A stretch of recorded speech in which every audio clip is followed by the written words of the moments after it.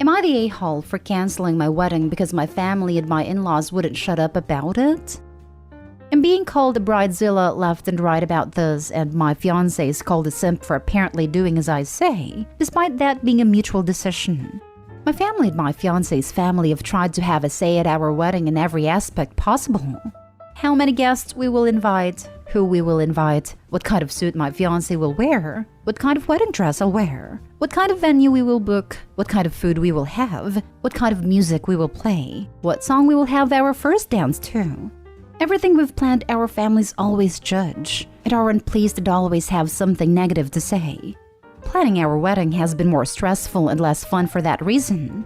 I feel like I can't have the wedding I want to have because they'll find a way to ruin it. At this point, I don't enjoy any of it, and neither does my fiancé. We try to make our boundaries clear with our family several times, and they'd get mad and somehow got worse whenever we tried to set boundaries. So, my fiancé and I both decided we will not have our wedding, and we will just go to the courthouse with our two best friends as witnesses. And that's it. No parties, no venues, no receptions. Just us, with our dream dress/suit and our two best friends. And after that, we'll book a restaurant to have some dinner with our 10 closest friends. That's all. Our families are continuing with the guilt tripping. Even my sisters, who used to remain neutral and even supported me sometimes, are now saying I'm taking it too far. And I'm manipulating my fiancé about this too. They keep insulting us and telling us to change our decision. We demanded an apology from their behavior and that we might have our wedding. But they refused to see why they should apologize. We said we stand firm. Are we the a-holes? Edit. Many people are asking who's paying. Our parents are helping us a lot financially, but we are also paying. Our parents use the financial support as a way to control our decisions. We wouldn't stand for that. They shouldn't offer to pay if they couldn't respect that the final decisions would be our own. For example, my in-laws refused to pay for the dress I picked because it was beige and not white. Our parents demanded we uninvite friends of ours to make room for relatives and friends of their own, and many other things. Now for the top comments. Not day home. We had our dream elopement. It was fantastic. Best decision ever. Dressed up how we wanted, had a photographer. It was great. The best wedding is having total control. Hate when families hold their contribution over your head. Either help or don't help, but do not dictate if you are going to help. Not stay home. Simple as, if they continue, maybe actually have your dream wedding, both of yours, and don't invite anyone who wants to take that away from you. That would mean no family at all, which right now doesn't seem like a bad idea. But I can't handle any more drama. That's why my fiancé and I decided to be low-key about it now. If I don't invite my parents and he doesn't invite his, then our extended families will side with our parents because they have the mindset that no matter what parents do, they're your parents and you should respect them regardless. So they'd stand by our parents and not attend our wedding as a way to protest. Respect is not blind obedience. Their need to control and show off to friends is their first priority, and a wedding and its meaning secondary. Don't touch their money if it comes with veto authority. Have your private wedding and break bread with those who support you. Not stay home. That's exactly what we are doing. There was no point in having a wedding if we couldn't enjoy even a bit of it. Not stay home. You are making the right decision. But just a piece of advice, throw out a dummy date for the courthouse wedding. Like say if you are getting married on Friday, June 6th, actually get married on Thursday, June 5th. Because your family sounds exactly like the kind of people who would crash the courthouse and cause drama. Next story. Am I the a-hole for keeping an inheritance from my ex-husband's homophobic family? I, 33 female, married my childhood best friend John, 33 male, when we were 22. I knew he was gay, and we decided to get married for several reasons. Taxes, convenience, to keep his family from finding out, etc. I got along with his family, who loved me. John had med school paid for by his family. I didn't have a job, and instead became a full-time caretaker for his maternal grandparents, who when we first got married were 85 and 87, and were dealing with multiple health problems. John's family supported us both financially through John's medical training. Once John got his MD and finished residency 3 years ago, he decided to come out to his parents. We got divorced, but we decided against telling the family that I knew all along. John's parents cut him off completely when he moved in with his boyfriend, basically disowning him. His grandparents weren't told about him being gay. Everyone was pretty much in agreement that it wasn't a good idea, as they were quite fragile physically and mentally at this point. But they knew he divorced. And whereas John used to come see his grandparents frequently, because his parents had disowned him, John decided to pretty much limit contact with his entire family and never really visited or called. On the other hand, I had been his grandparents' main caretaker for so long that I, 1, didn't have any other career training to support myself. 2, figured it would make sense for me to continue being their caretaker, as they were rapidly declining and didn't want them to adjust poorly to a lot of new changes. I moved into his grandparents' home with them. While I was angry at John's parents for their treatment of him, I still loved his grandparents who had always been kind to me. When they passed within a few weeks of each other, his grandfather ended up willing almost their entire estate to me, about $12 million in assets, while John and his mom each received about $50,000. John and I discussed it, and I felt it was fair that he received a higher proportion, and were both happy and comfortable with how we divided it.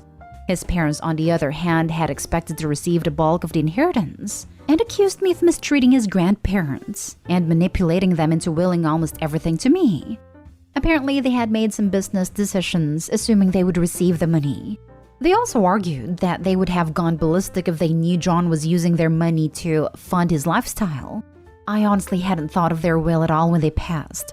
It had never come up, but I feel John deserves the money after the way his parents treated him. And John tells me I deserved to be taken care of after I spent more than a decade of my life caring for his grandparents. Are we the a-holes for keeping the inheritance when his parents had made plans based on their assumptions of the inheritance?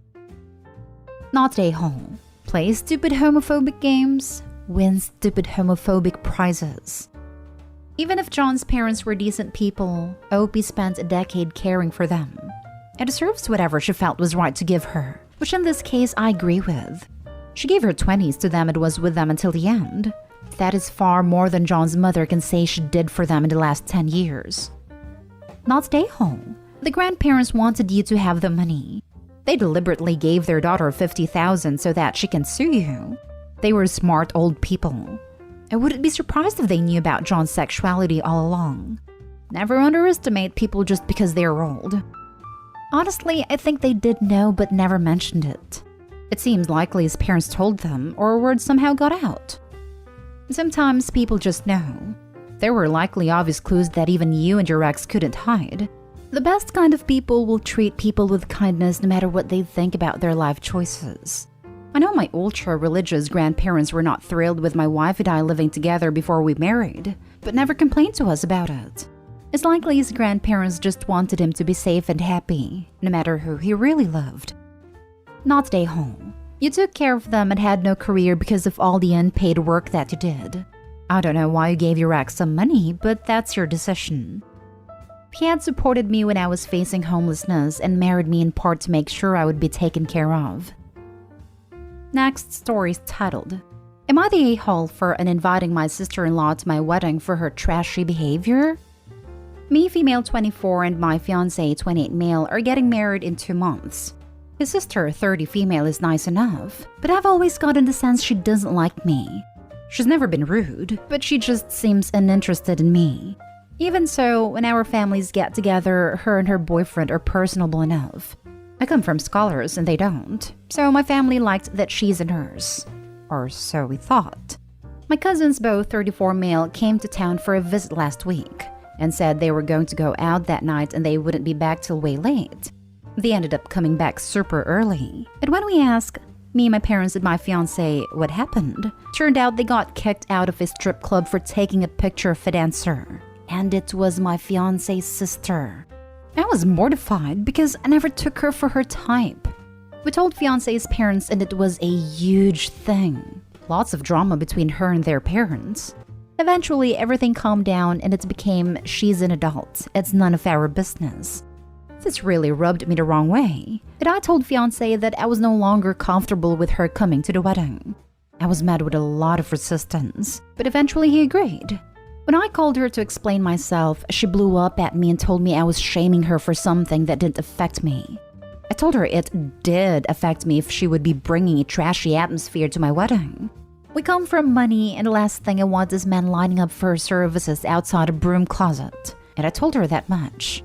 She said she was offended that I suddenly think of her that way, and I told her she was more suited to a bachelor's party than a wedding, and I hung up. Well, ever since then, their family has been telling me how much of a witch I am for telling her what they want. And now my fiancé is starting to say I should reconsider, but I don't think bringing a stripper to a wedding is appropriate. Now for the comments. I come from scholars and they don't. You're the a-hole just for that statement. Are you going to ban your trashy cousins who went to the strip club as well? They'd probably be the first in line for her services should she decided to offer. What the heck does I come from scholars even mean?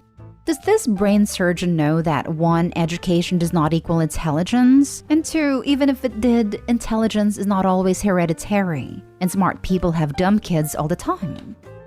Info. Where does the sister exhibit trashy behavior in this story? The only one acting trashy is you. And the cousins who violated her privacy by taking a picture. You're the a-hole. I'm missing exactly where your sister-in-law exhibited trashy behavior. She has a job she keeps private. Period. You literally had no idea until your family started to creepily sneak pictures of her while they were out drinking and carrying on. Your sister-in-law may work at a club, but your family was kicked out of the same place for being classless and out of line. They were literally too trashy for the atmosphere you're complaining about. Then you decided to dip yourself further into the dumpster fire of trash that is your family by blasting an adult's business to her parents as if she's a little kid caught skipping school.